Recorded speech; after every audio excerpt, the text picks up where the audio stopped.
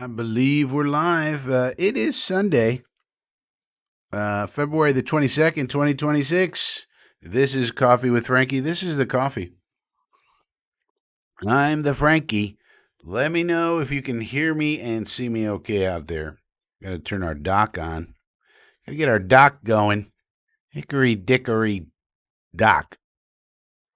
What we got going on this morning is a little hockey action. We got the United States and Canada tied up at 1-1, end of second period. One more period to go. We'll see if the USA is able to pull it out. Tough game against the Canadians. But it's 1-1 after two periods of play. We'll keep an eye on that this morning. We're also pre-combine, so the booze fest of the NFL Combine begins next week. Should start getting some clarity on some of the roster decisions that need to be made for the Jetsies. And we'll see what rumors come out of there as everybody starts drinking and the loose lips start a-flapping. Everybody heading down there. And we also got a bomb cyclone headed for the Northeast. Hope everybody stays healthy in a bunker full of water and canned beans and everything else that you need to survive 2 weeks. You might be without power. You might be without food and water. You might be suffering. So I hope you're prepared for some beautiful northeastern weather. Duncan Lloyd is here. He says he hopes everybody has a great day. All right. All right, Duncan, I see that. Well, let's move this over here.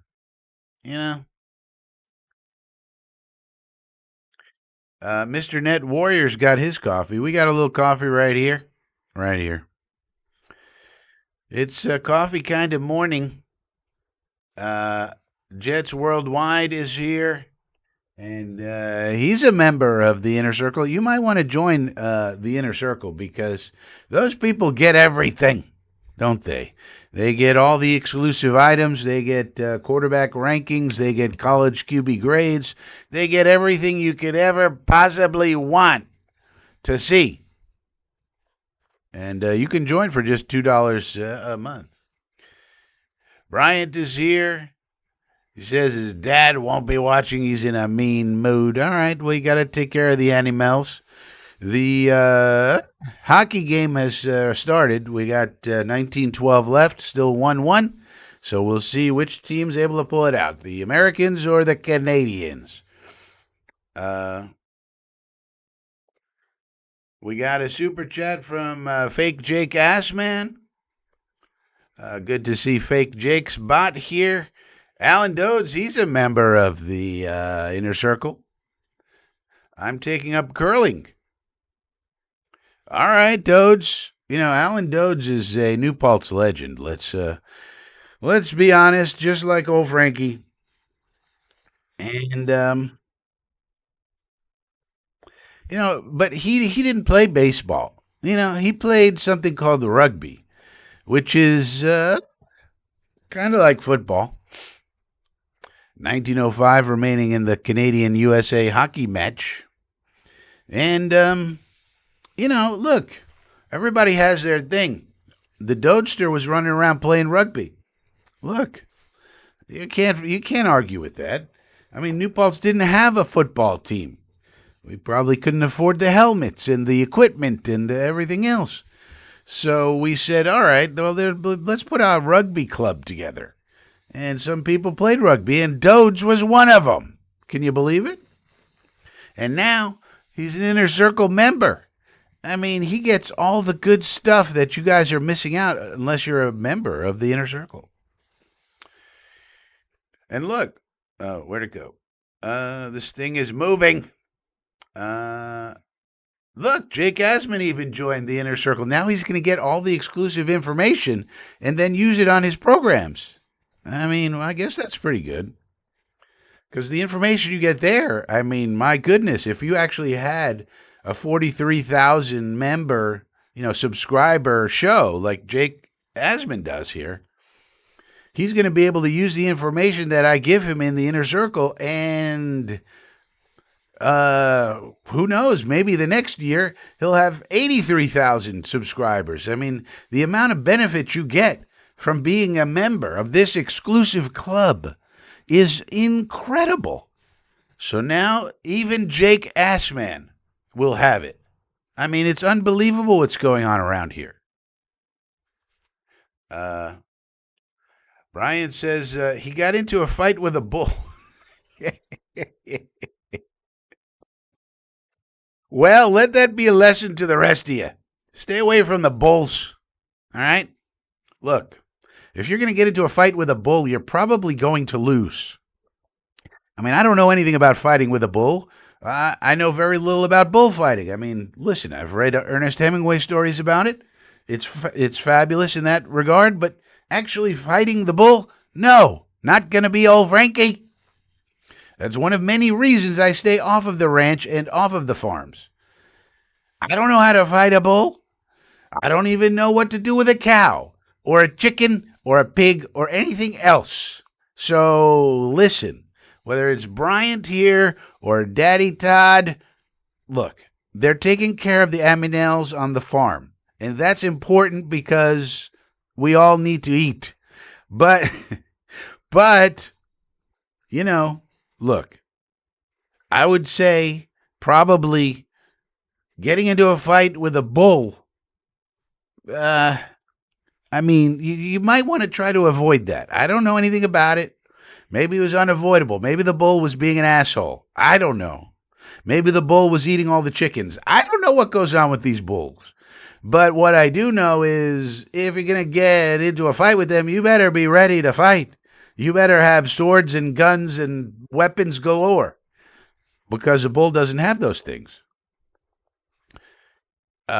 So, look, I would not get into any bullfighting at all. That's just not something that I'm interested in. La mujer jefe ocho, muchacha jefe ocho is here. Good morning to the jefe. Fake Jake says, I'm in the inner square now. I'm all about some sweet Frankie for flappers and blah, blah, blah. Well, I will tell you, Fake Jake Asman, whether it's your bot or your actual self, you're going to get some exclusive information that's going to blow your mind. Mr. Net Warrior, so that's a bot. Interesting. I think so. Some sort of, I don't know for sure.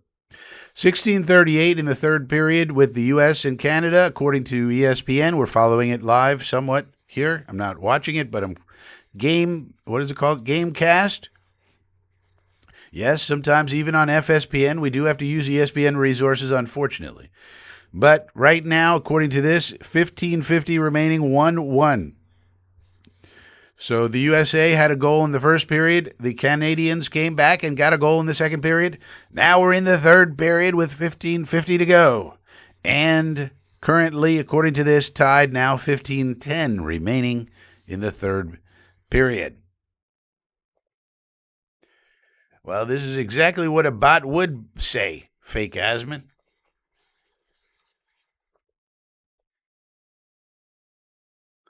These are all just comments that a bot would be programmed to say, Jake. I mean, Jake the Fake. It'll improve his show. Yeah, Duncan, that's what I think. Listen, Jake, whatever you think about it, he does 72 programs, live streams a day. It's a lot of content.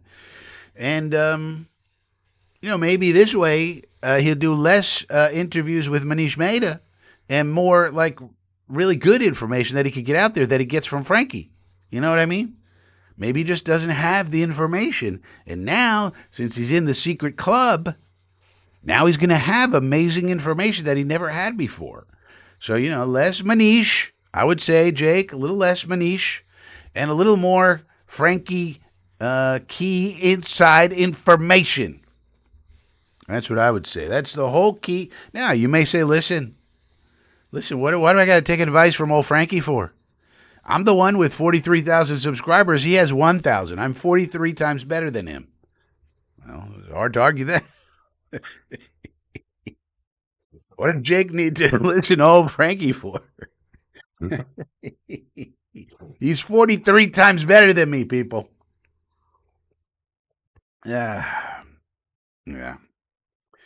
Well, that's the way it goes in YouTube land. All right, 14:49 remaining in the third period, and still 1-1. As with most hockey games, not a lot of scoring going on. But this one is for the gold medal. Doge is here. Team USA looks like they are defending a power play the whole game. Yeah, I noticed that too. I was watching some of the game earlier, and it did look like Canada was the better team. I got to tell you. Even though we had one really nice play where we scored a goal. What was his name? Bondi? Some guy from Boston or something. I don't know. But he made a nice play. It was very exciting. He scored the goal. But other than that, it did look like Canada was really kicking our butts. I mean, I'm no hockey expert, but it didn't look like we were playing very well. Or they were just playing very, very well. But nonetheless, it's 1-1, 13:30 remaining. So I guess we're hanging in there, is what I would say. Wishbone, he's a member. Oh, Harley over here. Do the annual bull run in Pamplona, Spain. Yeah, that's something I won't do either. That's crazy. Those people are crazy, Harley. I'm not doing that. No way. What are you, insane? Insane in the membrane? I'm not doing that. Running away from bulls in the middle of the street? What? Are you crazy? What is wrong with these people?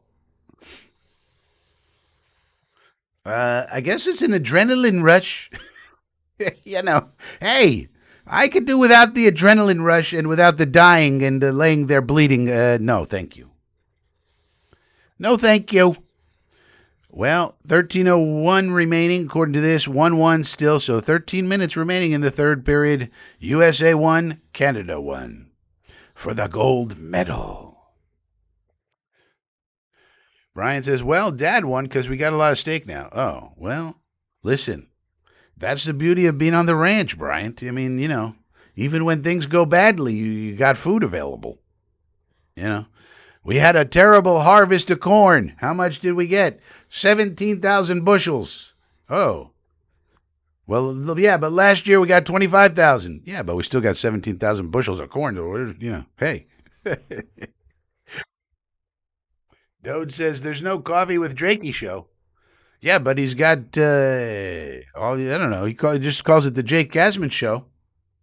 I mean, I'm sure sometimes he drinks coffee. Well, not any real magic. It's just the name of the show. And so he could use the information on any one of his shows. It doesn't have to be coffee related. Dodester, right? New Paltz legend, Alan Dodes, checking in. So Shaddy's here. He says, good morning. Good morning, everybody, as the snowstorm bears down on the Northeast and as the United States and Canada battle it out for the gold medal in Milano Sant'Egilia. 1-1, 13 minutes remaining. Duncan Lloyd says,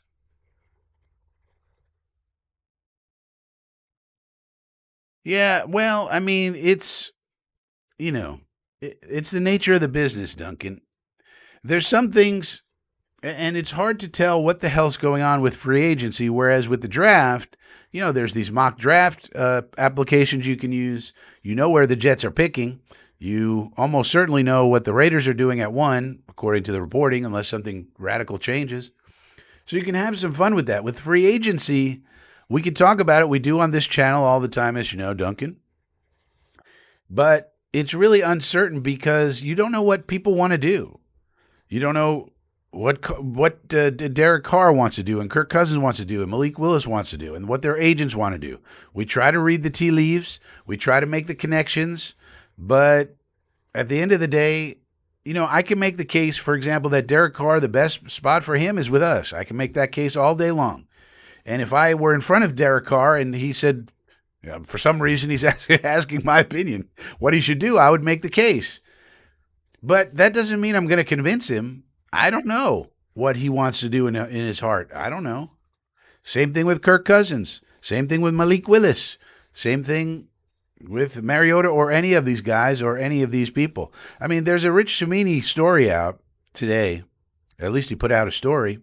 Some reason he keeps going on and on about the Aaron Rodgers dead money. I think he knows that's a hot button issue for Jet fans. Just mention Aaron Rodgers and dead cap, and Jet fans, you know, will get enraged, and then that enragement somehow benefits Samini. I don't know really how, but I guess more clicks. But anyway, Samini has this article out today about our free agent stuff. And for example, Elijah Vera Tucker, when he's talking about him, he talked to one agent. He said the agent said he can get a deal, $13 million on a multi-year contract. He talked to another agent. He said no, he's going to get a 1-year prove-it deal. So if the agents don't, now maybe these agents are the dumb agents who don't know what the fuck they're doing, and who knows how many, maybe they're just people who aren't that clued in. There's agents and then there's super agents. David Mulugeta is not the same as Mike McCartney, is not the same as, Brent Tesler. They're not the same because Mulugeta has all of the marquee names and Athletes First has almost all the marquee names in the whole league. Whereas Mike McCartney has, a few guys that he represents. So one agent, so he says one agent. That's a part of the problem with this anonymity bullshit that the journalists, really lean into more than they're supposed to according to journalistic ethics. But they just say an agent. Okay, an agent. What type of agent? Is it David Mulugeta? Is it Drew Rosenhaus? Those are major agents. Major agents. Say that 10 times fast. Or are they just guys who represent P squatters? And that's a different person altogether. But anyway, just as an example, so it's hard to predict what the hell's going to go on with these free agents. And so it's sort of like why I don't do mock drafts too much on this channel. We've done a couple just to get a feel for it. But you really have to know how many holes you're able to fill in free agency before you can move on. And for us, there's a big one called quarterback. And you really can't do anything till you get that thing settled. If we're able to get Derek Carr, for example, as I've said, well then a lot more of the guys would like this as an attractive destination, even with the record last year what it was, especially on offense. And whether you're talking about Breece Hall or AVT or Romeo Doubs, all those people would be much more amenable to coming back if we had Derek Carr here. Why? Because he's going to run a good offense. He's going to make you look good. He's going to make it a lot easier for Breece Hall, for example. And any ratings for the offensive line are going to go up because he knows how to get rid of the fucking ball. Romeo Doubs, would look around and go, wow, Derek Carr as the trigger man, and I got Garrett Wilson to my left and Adonai Mitchell to my right. Wow, there's going to be a lot of open receivers, me included, right? Well, there's going to be a lot of yardage to be had in an offense like that. And with the plays being called by Frank Reich, oh my goodness, this now looks like a good situation instead of god-awful. But if we have to settle for Marcus Mariota, on the other hand, it doesn't look as good, even though Mariota's okay-ish. It's certainly not the same situation as getting a Carr or even a Cousins, really. So that's why. But a lot of these people want to come off as draft experts too, Duncan. That's the other thing. A lot of these people want to come off as, I liked him in college. I told you he was going to be good, and they don't tell you about the 100 people they said were going to be good that turned out to stink. They want to be draft experts. There's a lot of draft experts online, Duncan. I hate to tell you. A lot of these people didn't even go to scout school like old Frankie did. So what does that tell you? Joe Grana says the USA goalkeeper's playing his ass off. Let's check the score. Oh, still 1-1, 7:55 remaining according to ESPN. So I guess the USA, according to Joe Grana, the goalkeeper playing his butt off. All right. Way to go, buddy. How about we put a little puck in the net of the Canadian goalkeeper and let's get out of here with a gold medal? How about that? Well, it's 1-1 right now, 7:55 remaining in the third period. Well, there's only so much you can do as a goalkeeper, though. At some point, the goal scorers have to go score some goals. How about that? Harley says, what about the quarterback Baylor Robinson? He's not good. That's the opinion of everyone. And by the way, Harley, you have, as a member, Harley, And let me know if you have a question about this. You got to check out the posts tab on this YouTube channel. You have access to all of the quarterback rankings and gradings that I've done. Let me know if you don't know where to find that. I'll post a link for you. That way you don't have to ask me. You can go see. I've graded him out. He's not any good. He's a tall white guy, so somebody will take him late in day 3. The NFL loves their tall white quarterbacks, but he's not any good. So he's not. You could have a guy like that as your third quarterback. Fine. You want to develop him? Okay, fine. But the Jets need a starting quarterback. So this guy, no. Doge, nice snowball. A travel agent could get you to the Catalina wine mixer. Yeah, right. No, this is a good point. I see what you're saying now, Jets Worldwide. Yeah, maybe it was a traveler. He just says an agent, one agent. I mean, that's the literal language he uses. He doesn't even say one agent who represents a lot of quarterbacks, one agent who represents 25 plus, player. He just says one agent. That's literally, I'm reading it right now in front of me. One agent. Could be a travel agent. Could be a CIA agent. Who knows who the fuck it is? It could be a guy just making it up. That's a part of the problem with these journalists these days. No one, as we've talked about a million times, no one holds them accountable for their anonymous bullshit. Who's your source? He's anonymous.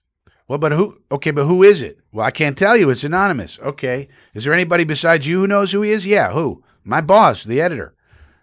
So the only 2 people who know who your fucking source is, who's anonymous, is you, who has who has a vested interest in using whatever they're saying or telling them, and your boss, who has the same vested interest that you have. Yeah. What? Where's the accountability? How do we know you're just not making it up? You know how easy it is to just make shit up as a journalist? Now, typically they don't just make things up. I mean, they do have contacts. I don't want to make it sound like that. They do have contacts, and they have contacts because they work for ESPN or they work for The Athletic or they work for whatever. And so agents do want to get information out there a lot of times. And so these reporters do have sources. It's not like they don't.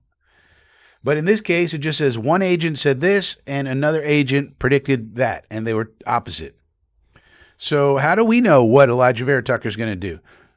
Based on all this, I would give Elijah Vera Tucker a 2-year deal, $30 million, something like that. Not all guaranteed, obviously. Maybe 20 of it guaranteed, something like that. Over 2 years, maybe he takes it, maybe he doesn't. We also don't know what Vera Tucker wants to do. He might want to go back to California. On the other hand, I heard his wife on a show. There's a show about some of the Jet wives, and yes, I watch it about the Jets and the wives, and I watched it. It was very interesting. And by the way, she just has a child. I think they have 2 kids, 2 little kiddos now, Vera Tucker and the wife. And this was a high school sweetheart situation. So that's always good. And they recently had a kid, but she said, the important thing she said was that she thinks she has more friends now in New Jersey than California because they've been here 4 years and she's been making friends and, stuff like that. So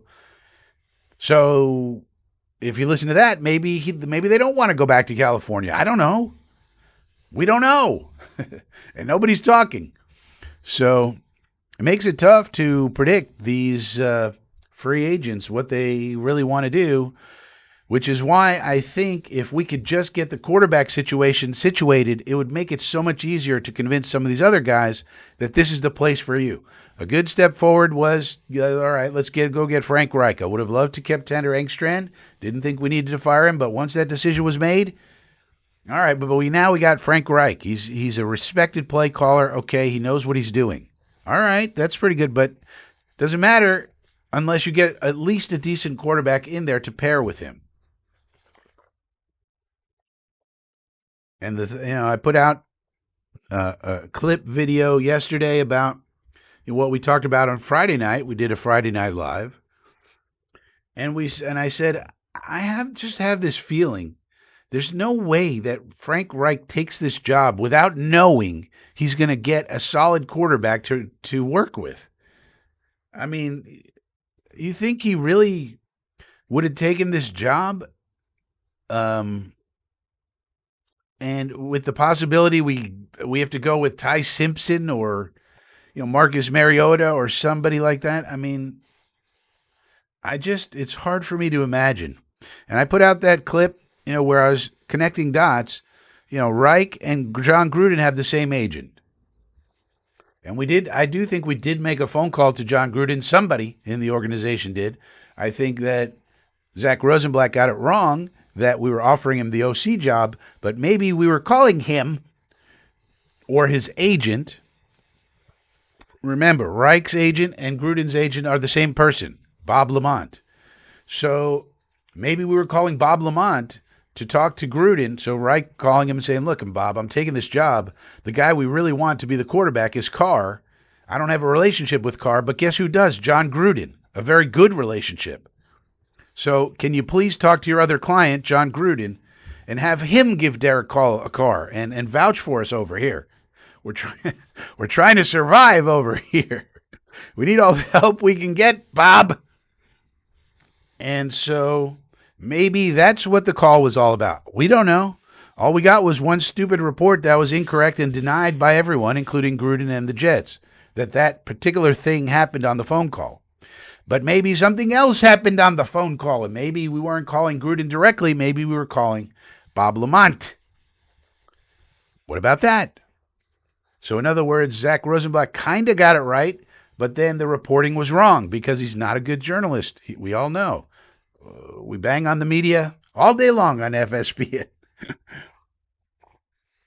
We all know, but that he got it wrong and that he's a terrible journalist and he should probably be replaced with someone who's better. But all that being said, I do think a phone call did happen. And the question is why? What were we trying to do? And so maybe that's it. Maybe we're trying to convince Derek Carr through John Gruden, very close with Carr, of course, days back with the Raiders and all, and trying to convince him that this isn't as bad as it looks from the outside. It's actually not that bad. We're kind of close. And if you give us a guy as good as Derek Carr is, it can be something. We can be competitive. So we'll have to see about that. Well, according to ESPN, it's down to 3:23 in the third period now, 1-1. So game's ticking away here. They might have to go to overtime to decide this. 3:23 remaining. I'm pretty sure, well, I don't know the rules of Olympic hockey, but I'm pretty sure they're not going to just let it be a tie. So I would guess they go into overtime, I guess. But according to this, 3 minutes, 23 seconds remaining in the third period. 1-1. USA, Canada. Well, whatever happens, the USA showed out pretty good, at least very competitive down to the wire with Canada, who invented the game. So, you got to think they're going to be the best. They invented the sport. Although somebody will probably say, actually, did you know in Buffalo, New York, they...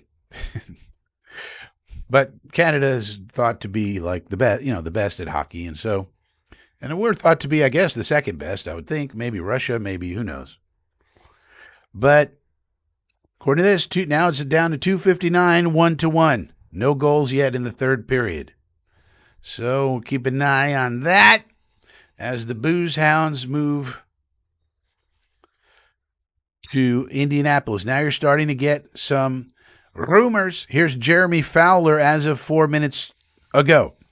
Polled 8 NFL exec scouts. So you're seeing they're going down to Indianapolis. They're talking to him. He says he polled them. That just means he talked to them. He said all 8 expect the Raiders to keep the number 1 pick and take Mendoza. Quote, never say never, but never. Best passer in draft and not close. His quirkiness can be his superpower. So looking like, well, according to these 8 people that Jeremy Fowler polled, no trades for the Raiders. That's sort of conventional wisdom there. So you're going to start to see more and more drip drop news a little bit like that as everybody starts drinking down in Indianapolis.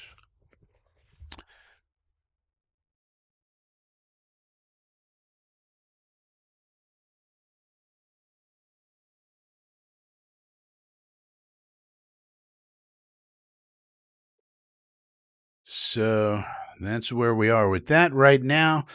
139 remaining, 130 remaining, 1-1.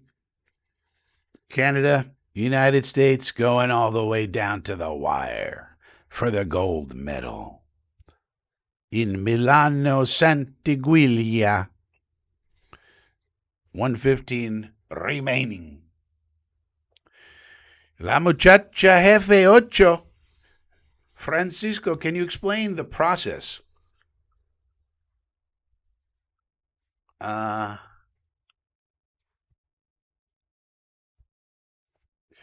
Well, there's different processes. So the official tampering period starts March 9th, I believe it is, and then free agency opens March 11th. So for players who are under contract with other teams, we can't talk to them at all until March 9th, technically. Derek Carr, for example, is a little different. He is still under contract with the Saints, and for him, we'd have to make a trade. So what would have to happen is we would have to be talking to the agent for Carr, who is Bob Lamont, and he would have to want to come here. We'd have to basically hammer out a basic contract parameters. If we were to trade for him, what would that look like? Does he want to come here? Does he want a 2-year deal, 4-year deal, 7-year deal? No, but I mean, we might offer him a 4-year deal. And as long as the money's right and we say, here's what the money parameters are, then the agent goes, okay, we're amenable to that. Then we would have to trade, and this could happen any day before free agency. He's not a free agent. He's under contract. So if Carr is amenable, we could trade with the Saints any day, today, tomorrow, at any point in time. Once we trade for him, then we accumulate his Saints contract, but then since he's under contract with us, we can completely redo that contract and assign him to whatever we agreed to, with the agent, and work out the details, and then he's under contract.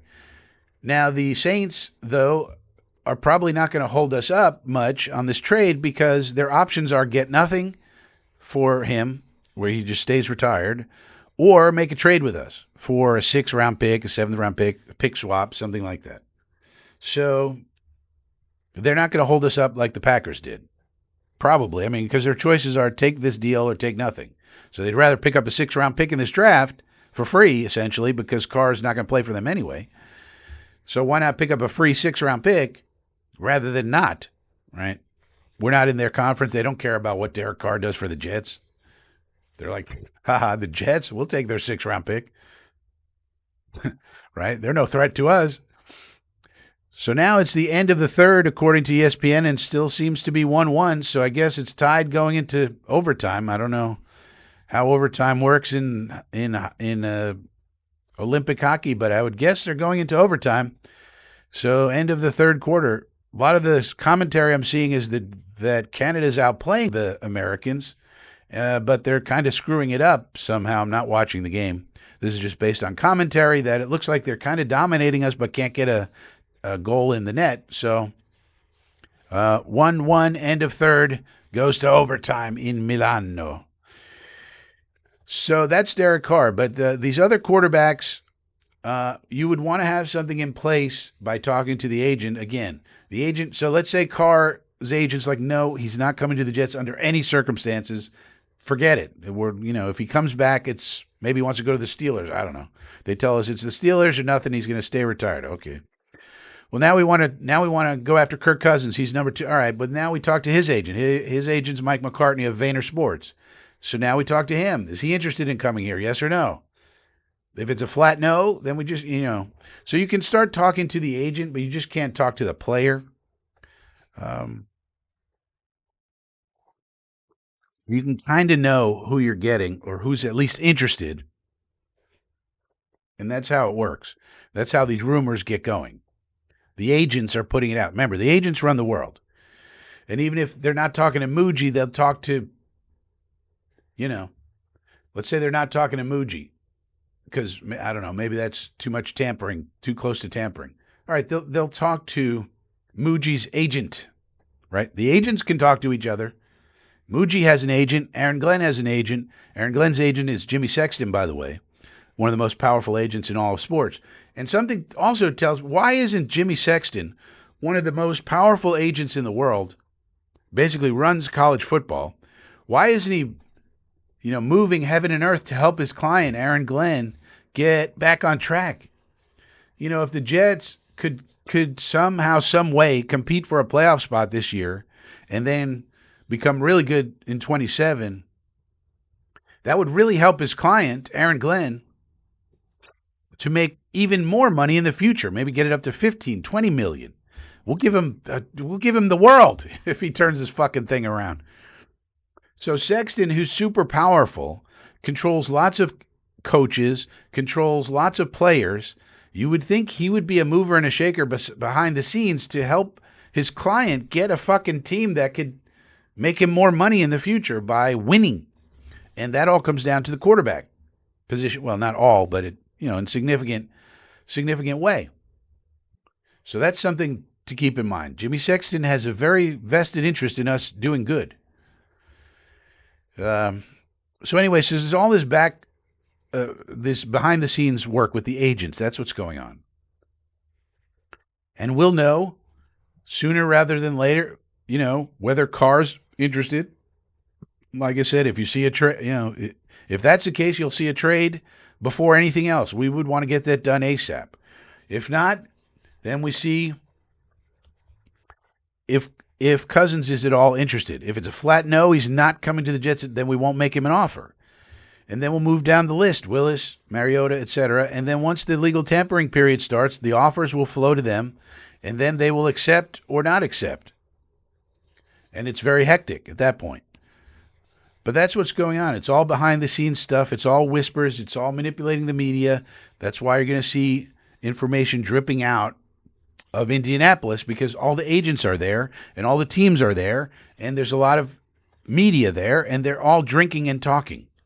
That's why I keep bringing up the drinking part, because that's important to understanding why the media puts out what it does when it does. So apparently in the Olympics, you do 3-on-3 sudden death for gold. So that'll be exciting, I guess.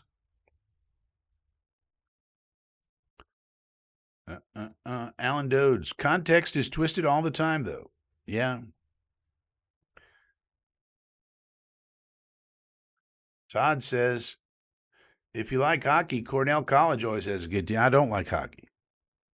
JoJo says, plenty of good linebackers and safety in free agency. Yeah, agreed. But those offers will go out as well starting March the 9th, and hopefully some of them take them. We should be able to secure a good safety and linebacker in free agency. We should. There's enough out there that if we overpay for one of them, one or two, they should take it. I would think.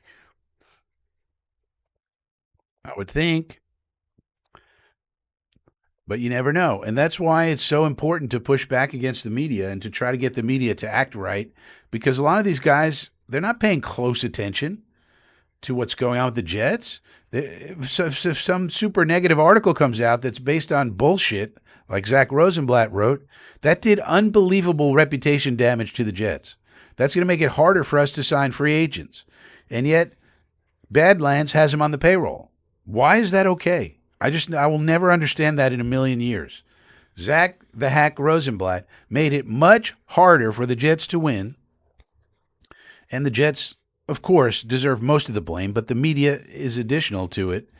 Supplemental wounds to the self-inflicted ones that we do to ourselves. But nonetheless, it was horrible It broke every journalistic ethic you could break. It was a terrible job under all circumstances, except it got a lot of attention. So from their point of view, I guess they said, good job. Good job, Zach. It's all bullshit, but hey, a lot of people clicked on it. And a lot of these free agents are going to remember that article and be like, that's a lot of dysfunction over there. I'm not interested in playing for them, unless under any circumstances, especially these quarterbacks that have a lot of options, or any player that has a lot of options. And that's one of the reasons I try to do what I can to push back. It's Doesn't really help much, but I do try to inform people about this kind of thing. That's part of the purpose of FSPN. Part of the purpose. People might get tired of it, but it's necessary because there's so much bullshit that goes on, and it makes the Jets' life harder, and the Jets make life hard enough on themselves by themselves, and then so, but you know, writing an article where you interview all the people we recently fired and then reporting that as if this is the objective truth about the Jets inside that building. I mean, that's used to be called in the old days yellow journalism. We don't use that term anymore, but I call it dirty journalism. It's dirty journalism. Did those people say those things? Yeah, they said those things. Are all of them anonymous? Yeah. Can we check on it? No. But you left out the context where these are all people that were recently fired by the Jets or released or cut. You left that out. That's not good. You know, it's like going to a well, I don't want to say that. It's like going to I don't know, going to someone who got fired from their job, whatever job it is, and saying, how do you, the next day, and go, how do you feel about that company that just fired you? What do you think they're going to say? They're wonderful. So, but look, we could fix everything if we would just win. But now we made it harder for ourselves. Now the media makes it harder for us to win.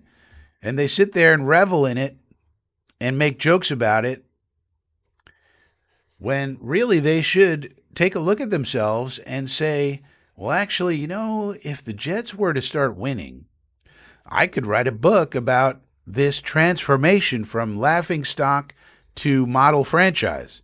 And man, I could get $1 million advance. I could travel around the world doing book readings and book signings, and I could be feted, as they say, and I could have all this money coming in from book sales.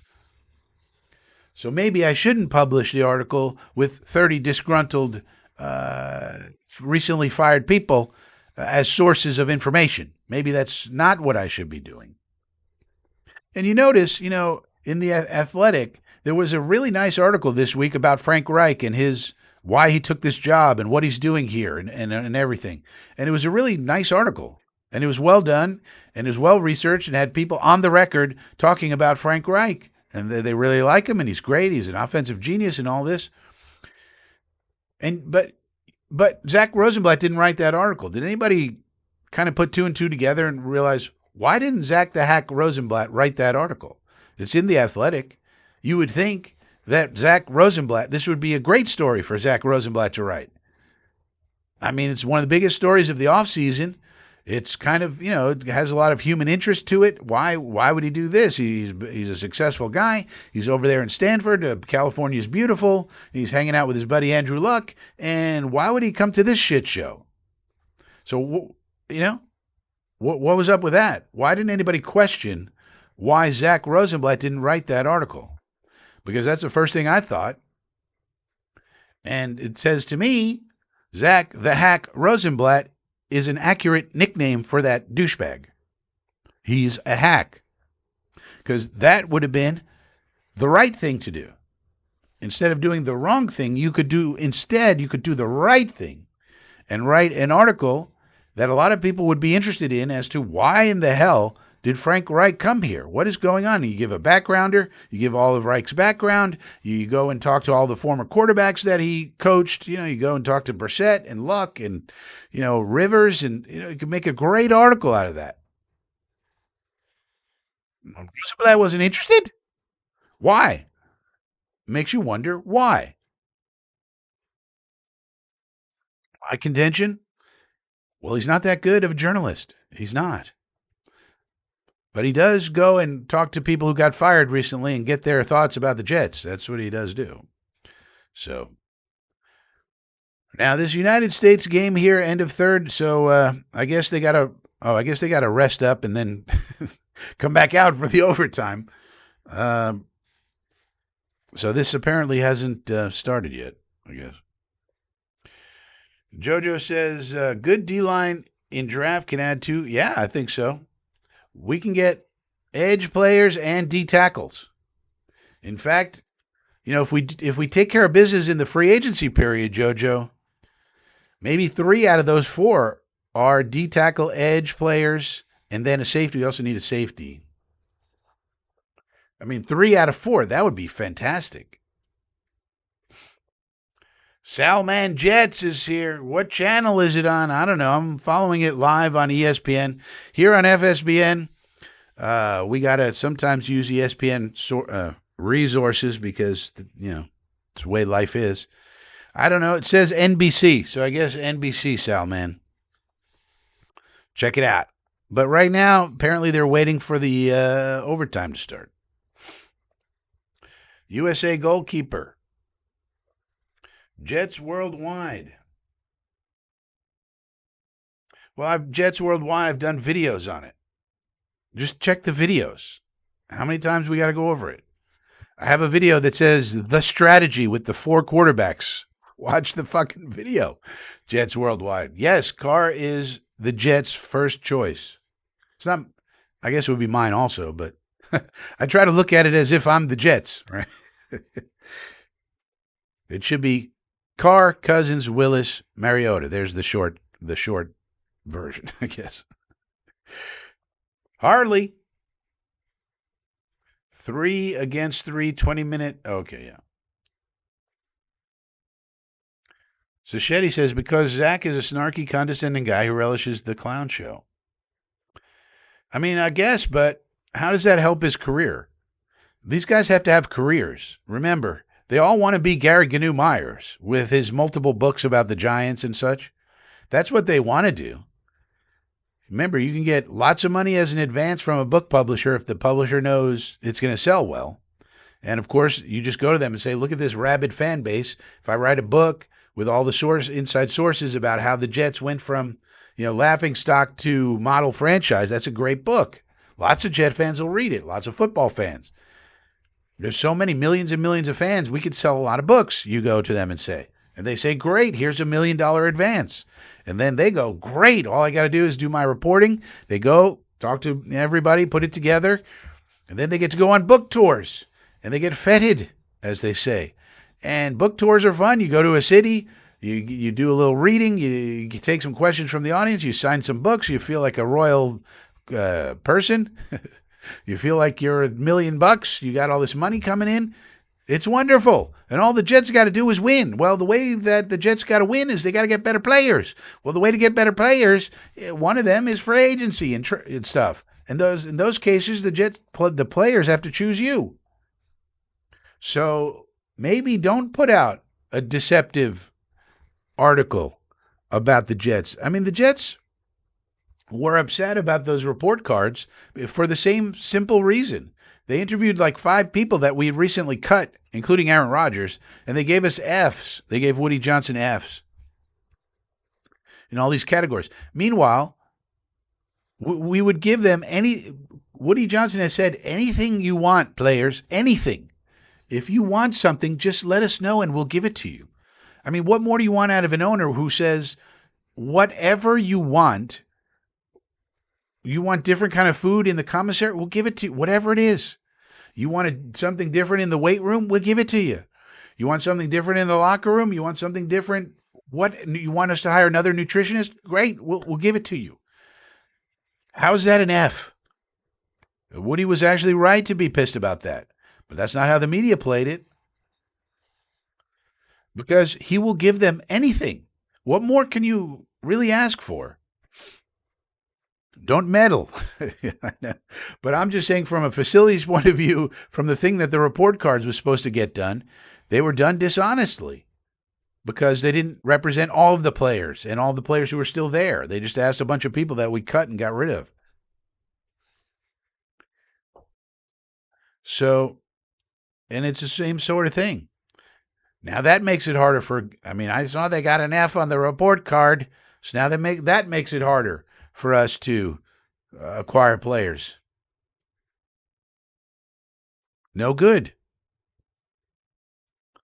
And this is the other thing. Nobody reports on the fact that Woody said what I just told you he said. He said it on camera. How do I know about it? He said it. He said, anything they want, I will give them. We will, whatever they want, just ask for it and it shall be yours.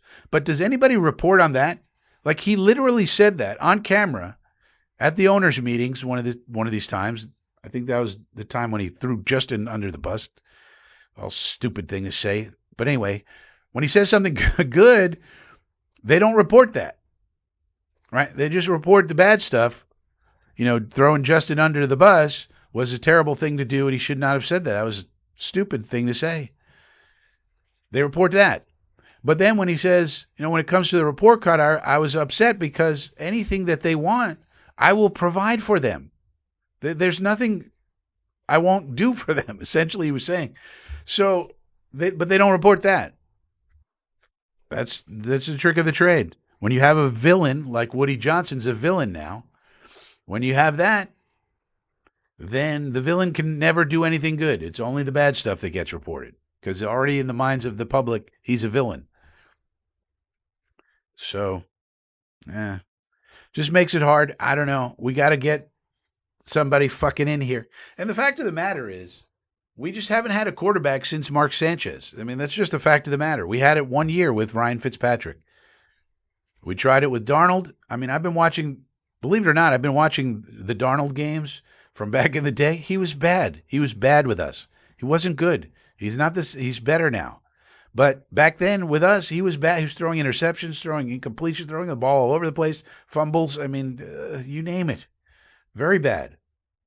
I don't know how long people expect. And then we went with Zach Wilson. That was a disaster. And you know, but the reality is that we just, like a lot of teams, haven't been able to find the long-term solution at quarterback. That's really what it is. But everybody wants to point at Woody. And Woody says a lot of dumb shit. So he makes it easy for himself to become a target. But still. Audition says USA. Yeah, so the overtime has started now on, I'm watching it, not watching it, but I'm taking a look on ESPN, 1848 overtime period. So hopefully someone able to put the puck in the net and get the gold medal. Mark Cichetti, since Carr's retired, do we have to wait or can they cut a deal? No, they can cut a deal right now. In case you missed it, Cichetti, he's retired, but he still belongs to the Saints. So we have to make a trade for him technically. We can make that trade anytime we want. Before we make the trade, though, we got to talk to the agent and make sure Carr wants to come here. We're not going to trade for him. And then, surprise, I don't want to play for you. So the agent has to give the green light, and then we have to work out a trade with the Saints, which is going to be an easy trade as opposed to the Green Bay trade for Rodgers. USA wins. Wow. So it looks like the USA has won.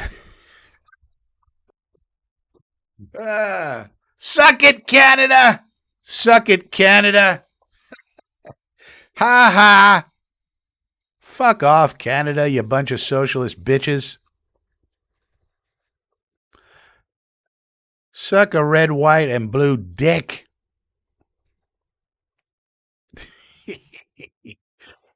Jack Hughes apparently scored a goal, whoever that is. But anyway, the United States beats Canada. Yes, sir. Fuck you, Canada. Eat a bag of red, white, and blue dicks. Canada. Take your maple leaf and shove it up your keister. How about that? We win, you lose, suck it. You stink. We win, motherfuckers. Yeah.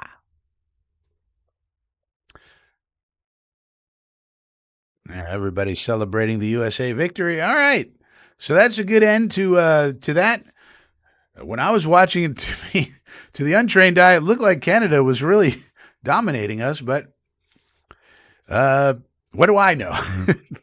Went to overtime, and apparently somebody named Jack Hughes scored a goal, and we win. So we'll take it. USA 2, Canada 1, USA gold medal, Canada, sorry. Take your silver medal and go back to the land of the maple leafs. Enjoy your maple syrup pancakes, Canada, you bunch of pussies. Later, socialist dickheads. Toodles. It's been real. USA wins. Canada loses. Fuck off, Canada. So there you go. But yeah, as we were talking about here, Carr, we got to make a trade for him, but the Saints have an option of taking a day 3 pick for him or getting nothing. So I really don't think it's going to be a big trade or cost us much. But we do technically have to make a trade with them. I would offer them something like, do you want a 7th round pick this year or a 6th round pick next year? Something like that. Give them a choice. Or maybe it's a pick swap. Who knows? Something like that. It's going to be a day 3 pick. We get him, but we already have the contract worked out with the agent, the basic parameters of it. We're comfortable with it. They're comfortable with it. And then we just we trade for him. Then we throw out his old contract. We give him a new contract. And bada bing, bada boom, Carr is here. But all of that presupposes he wants to be here. There are some good signs. He's friends with Aaron Glenn. He's buddies with him. Him and his brother, David Carr, are buddies with Aaron Glenn. They've golfed with him before. They know him very well, and they love him. What are the other the other connective tissue? He loves the Jet fans. He said he loves the Jet fans because Jet fans contributed a lot to his charity when he contributed to us losing when we thought we were going to get Trevor Lawrence. So at that time, we gave a lot of money to his charity, his big charity, and so he loves Jet fans for that. The other connective tissue is Billy Moose Gravy. Moose Gravy coached him, was his offensive coordinator in Oakland when the Raiders, and he was a 2-time Pro Bowler with Moose Gravy as his OC. We got Moose Gravy as our QB coach. And the other connective tissue is the Frank Reich's agent is the same as John Gruden's agent. And Gruden, of course, coached up Carr, very close to Carr from the Raider days. So that's the other connective tissue with Carr. That's a lot of connective tissue. And the only negative thing he said was, and I also want to play for a contender. Now, you could say, well, that knocks the Jets out. They're not a contender. But my thing is, with Derek Carr on the team, we are. If we can stock up the defense with enough talent to do so. And if you get Carr in position, then Hall falls into place. Then maybe AVT falls into place. Then maybe Romeo Doubs wants to come. And then the first 4 picks in the draft that we have this year, which should all be blue chip talent, if not a couple of blue chippers and maybe a couple of red chippers, all of those guys get to be defense. So we add whatever free agents we can get plus 4 really good defensive players on the defense. And all of a sudden, the team looks a lot different. That's my contention. I don't know, though. I could be wrong. But you give me Derek Carr and Garrett Wilson and Romeo Doubs and Adonai Mitchell, ooh, baby. Plus Breece Hall and a decent offensive line. I mean, if you get Derek Carr, the whole thing looks different. The whole thing. And then I'd back him up with Sam Howell, my little favorite project. You can get him for $2 million. Guy with experience and intriguing upside and a whole season's worth of experience where he threw for 4,000 yards, just about. Also took 65 sacks and threw a bunch of interceptions, but that's not the point. Point is, the whole thing looks different if you can get the quarterback in place. And that's, until freezing cold takes. Frank Amarante, 4 Nations was a fun competition, but it gave the Americans the illusion that they're close to beating Canada. They aren't. This Team Canada is completely ridiculous. Adding Macklin Celebrini, whoever that is, makes them insane. Shut up, dick. What a dick. USA.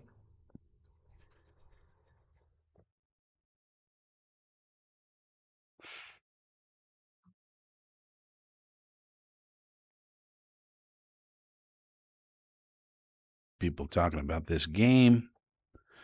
Good start to the old 250th birthday. Yeah, that's another thing. We do have this 250th birthday Celebration all year long, baby. America 250. Say what you want about America, but we're the best, and fuck you.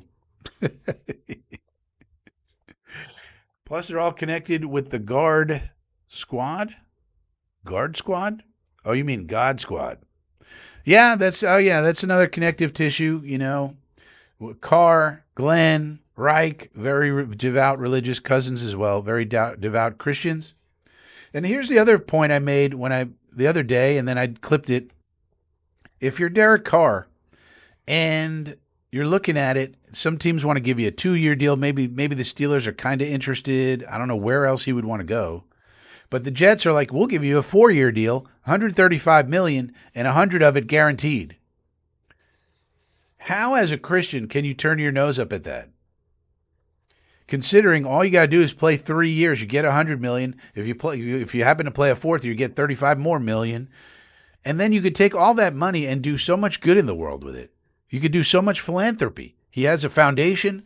He wants to do philanthropy. He's supposed to be a devout Christian. You have all these ministries. You have all of these food pantries. You have all of these outreach programs. You have all of these kids programs for various things. How in the world, as a Christian, can you take the talent that you were given from God and then say, and I have an opportunity to turn that talent into $135 million, which after 4 years I can go and do all of this philanthropic work and spread it around and give money to food pantries and charitable causes, left, right, and center, veterans groups, you name it. How is that a Christian thing to do? Just look at it that way. All you have to do, I mean, if the worst case scenario plays out and we continue to lose, all you got to do is play quarterback for a losing team.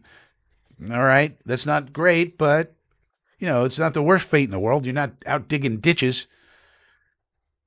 And then you reap in 100 or 135 million. And now at age 38, 39, you go out and you become a minister and you give all this money to charity and you do all kinds of things for all kinds of great causes. How is that not appealing? When the worst case scenario is you play quarterback for 3 or 4 years and you don't win as much as you would like. That's the worst case scenario. The best case scenario is we become a playoff contender, we become a Super Bowl contender, and they're building statues to you all over the tri-state area. Everywhere you go is a Derek Carr statue. That could happen. And how much more could you bring in post-career if you do that? And you become one of the great sports figures in New York sports history, which he would do. If Derek Carr made us a Super Bowl contending team, what? Excuse me? Who? The Jets? What? What's going on? He would be one of the great. He'd be up there with Namath and what's the guy from the Rangers? Who's the guy from the Rangers who turned them around? And all these people. Doc and Darryl on the Mets and all the great Yankees all through the years. He would be up there with those guys. What is his name? Messier? I don't know anything about hockey, right? The Rangers had a huge drought. Then they brought in, what's his name? Messier? I forget. And they turned it around. They won the Stanley Cup. Now he's one of the greats, right? Well, I mean, he already was, but in New York sports history. This is what we're talking about here. And if it goes bad, all right, you still have 135 million and you just played 4 years for a bad team. All right, you tried. You still get the money. And now you can still do all this ministerial stuff. That's the thing. There's a lot, to me, there's a lot of connective tissue to Derek Carr, but at the same time, maybe it's just a dead no. He just doesn't want it. Under any no matter what argument you make, he'd rather turn down 100 million guaranteed to continue on with his stupid podcast with his brother. I mean, you could keep and you could keep the podcast. Seems to be their big venture post career, do a podcast with the Carr brothers. All right, that's your venture. All right. Well, you make it even better if you're currently playing. You could bump that shit up because people are going to want to tune in and hear what you got to say about the last game you played, good or bad. They do get Tuesdays off, so you record it on Tuesdays, no problem. So I don't know, man. But that's just me being logical. I can't speak to what he wants to do. Maybe he really wants to play for the Steelers. I don't know. How the hell do we know? All right, here's the highlight. Jack Hughes, they're moving the puck. Oh, it's going to be oh, okay. So it was a cross ice pass, and that was it. Guy winds up, puts it in. Game over. Americans win. Jack Hughes for the gold. Give everybody extra monies. We got the gold medal. We did it. Back on top of the hockey world. American 250. Sorry, Canada. Take your socialism and suck a big red, white, and blue dick. Sorry. Suck it, Canada. Johnny's here. I don't know what you're talking about, Johnny. But if you if you want to be a socialist or a communist, have at it, buddy. Have at it. Be a commie all you want, Johnny.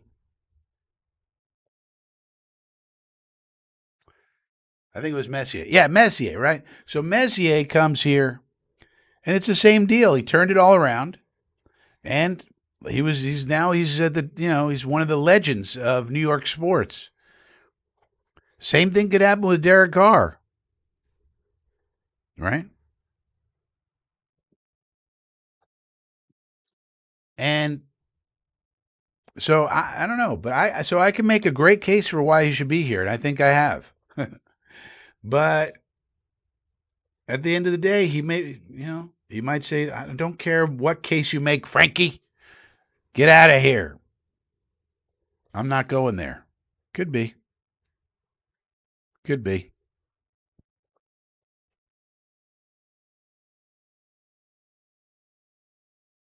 Hey, Joe Blewett's got some highlights out of Mason Taylor. He says Mason Taylor had a good rookie year that's being overlooked, in my opinion.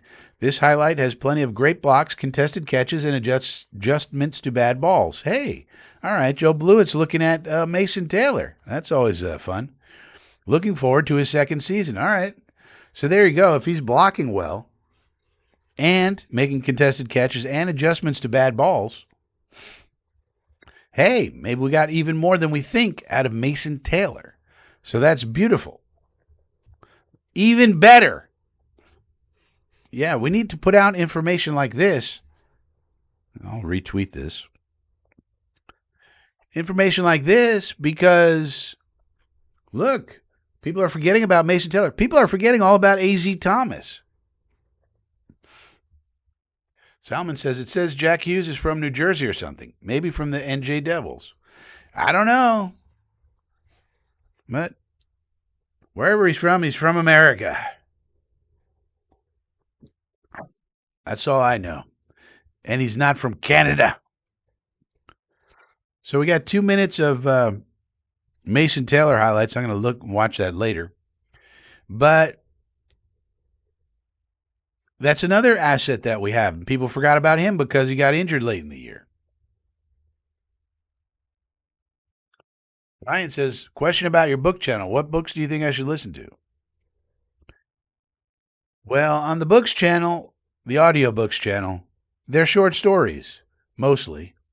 So find an author you like. I do a lot of Chekhov on Anton Chekhov. And so just find an author you like. There's a lot of people like the Philip K. Dick stuff. So, he's more of a modern guy, but a lot of his stuff fell into the public domain for various reasons. So listen to some of the PKD stuff. A lot of people like that, but it depends what you like. You might not like science fiction. You might like classic fiction.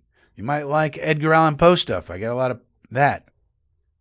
You might prefer Nathaniel Hawthorne stuff. I got that. It just depends what you like, Brian. Just start listening and see if you like it. So some of them are like 15 minutes, 20 minutes. It's not a big commitment. You know?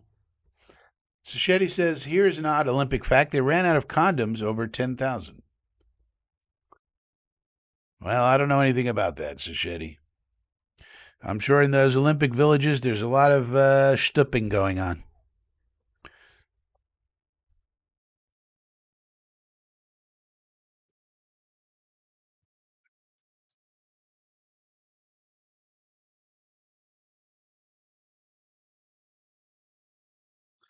Now, the other thing that did happen yesterday, Javonte Williams did get a 3-year deal. 3-year, 24 million, 16 guaranteed. So basically 8 million guaranteed per year. Now, Javonte Williams is not as good as Breece Hall, but that should give you some indication as to what Breece Hall's market is, which is going to be higher than that, 10 or 11. And Breece Hall should take that deal. So the thing I said about Breece Hall is that it looks like the Jets leaked out some information about, hey, we're considering all options, including the 2 various tags we have available to us. And so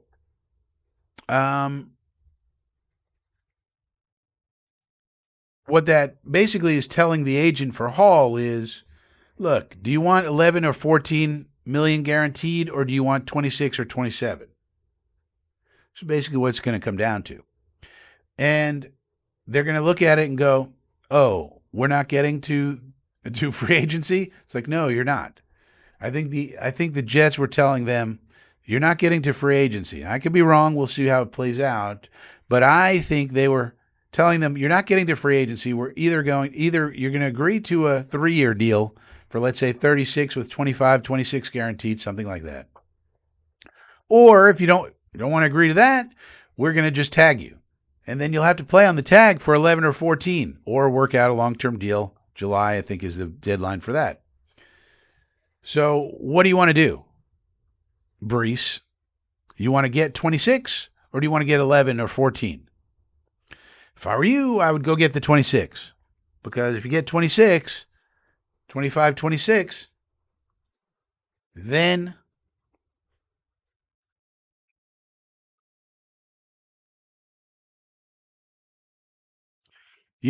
that's basically life-changing money. And you might as well just go ahead and do that.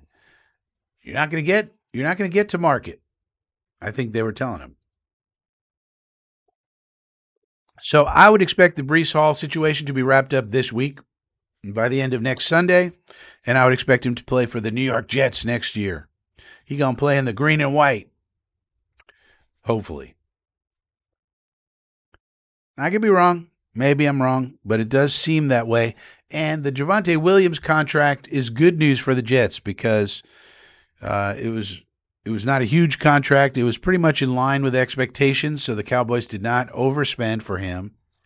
And going off of that, Breece is better than him, so Breece getting a $10, $11 million deal per year is where his market is probably. So take a market deal, take 25, 26 guaranteed, with more money. Maybe we put in some incentives as well, some escalators that you can reach if you perform really, really well. And that's a good deal for Breece. It's a good deal for us. Let's just get it signed. Let's go. Let's go.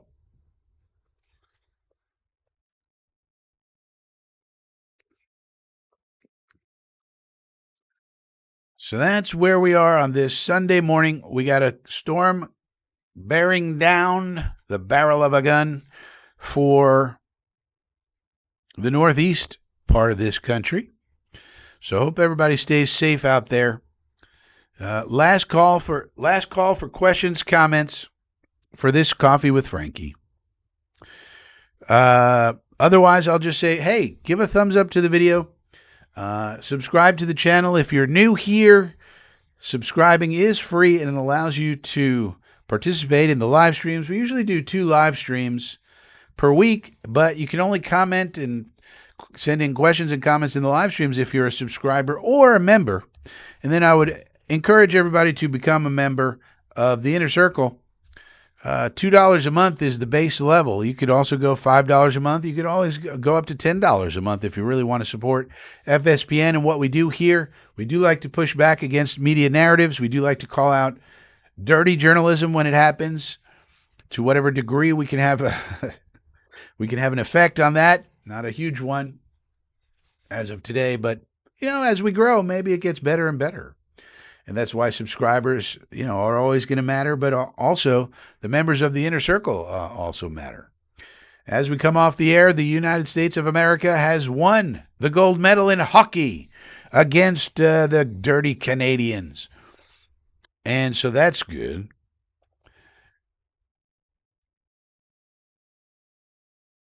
Oh, let's do a little, before we go off the air, let's see so Connor Hughes, Country Club Connor, is flying out to Indianapolis, where he will immediately begin drinking his head off like the rest of them. But before that, he did a Q&A, and we have some Q's and A's. About AVT, says this week we'll find out if they want to retain him. He thinks the first round pick of this year's draft will be quarterback or wide receiver. Of course, you can't answer that without knowing about the free agents. Giants, Brees. He says a tag is most likely for Brees. If he's willing to accept 10 or 11, that's also possible for a long-term deal. Not sure if he'll want more. That's what we've been talking about here, so that I think I'm on target with that. He says it's not possible to get the number one pick for Mendoza. So he says Raiders are not trading it at all. No. That seems to be consistent with other reporting. Giant question.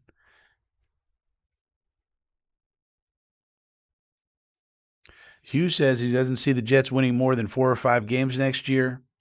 That's true if you don't have a quarterback, but if you get Derek Carr or Cousins, I think we could surprise a lot of people. Doesn't know who they're going to sign as free agents. But he says we have the financial backing from Woody to spend, and we're going to be very aggressive. So that's good to know. That's one of the things he does know, and he is a good source of information for that. He thinks AVT gets an incentive-laden contract from the Jets, which if that's true, the Jets should sign him immediately. $5 million guaranteed with incentives. Hell yeah, the Jets should sign that deal.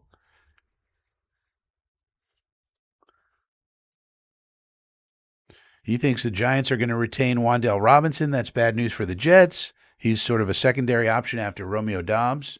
I would like Wan'Dale on this team. So,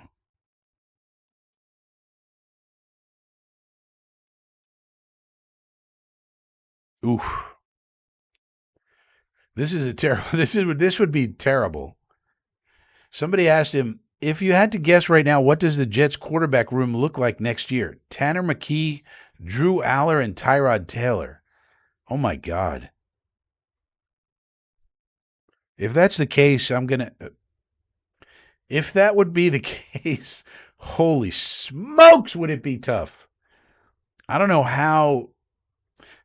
I mean, Tanner McKee has played 2 games his whole life in the NFL. If Tanner McKee is our starting quarterback,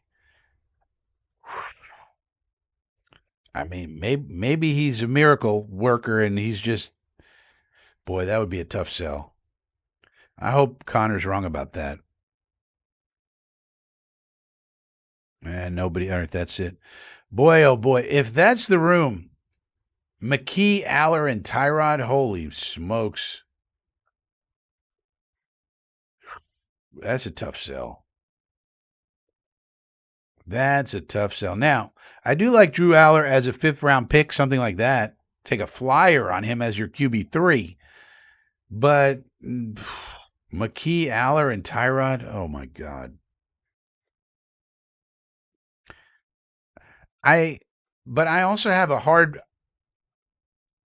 a problem with thinking that Frank Reich would be okay with that. I don't see it. USA got lucky as usual. Well, a win's a win, Jets fan. Too bad. Suck it, Canada. Meadowland Swamp Thing. He's a member. The crook from the brook. Yeah, absolutely. So that's what Connor Hughes was talking about as a Q&A as he's getting on an airplane to fly to Indianapolis and start drinking his head off. Boy, if the quarterback room were McKee, Aller, and Tyrod, that would be. I mean, you could not attract any offensive free agents, and then you got to take offensive players in the draft, and then that means the defense isn't good either because you can't stock it with blue chip talent from the draft. So now, yeah, I mean, if that were the case, then he's right. We're winning 4 games, and Glenn's getting fired, and the whole thing's a shit show. And would probably, I don't know. Jet fans may just give up if that's the case. I mean, if the quarterback room is McKee, Aller, and Tyrod, Jet fans just may give up. They may just say, "I'm going to look into other things. This team is not serious." I just don't know how you could sell the fan base on that. There's a lot of things you could sell the fan base on. That would be really tough. That would be really tough. Boy, I hope it doesn't look like that. I hope he's wrong. But with these guys, as I've told you, the 3 main people who actually have deep sources is Rosenblatt, Hughes, and Cimini. So the fact that Hughes is saying that worries me a little bit. Now, you never know. Part of the problem with them is you never know why they say certain things. But boy, that would be sad, man. That'd be very sad. Adam Farrell? I don't know who that is, Swamp Thing. Sorry. The way to tell if a guy's legit is just see if he knows what he's talking about by when he says something's going to happen, does it happen? This guy's going to be really good, and then he turns out to suck.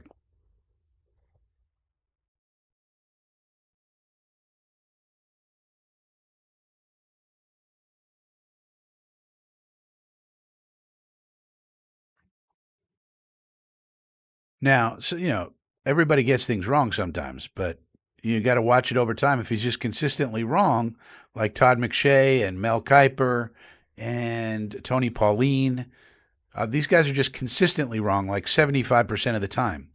Well, then you filter them out. So whatever guy this is, just watch him over time, and if a lot of the stuff he says works out and is true, then you follow him. If not, then you mute him and get rid of him. Just got to watch him over time. Got to watch him.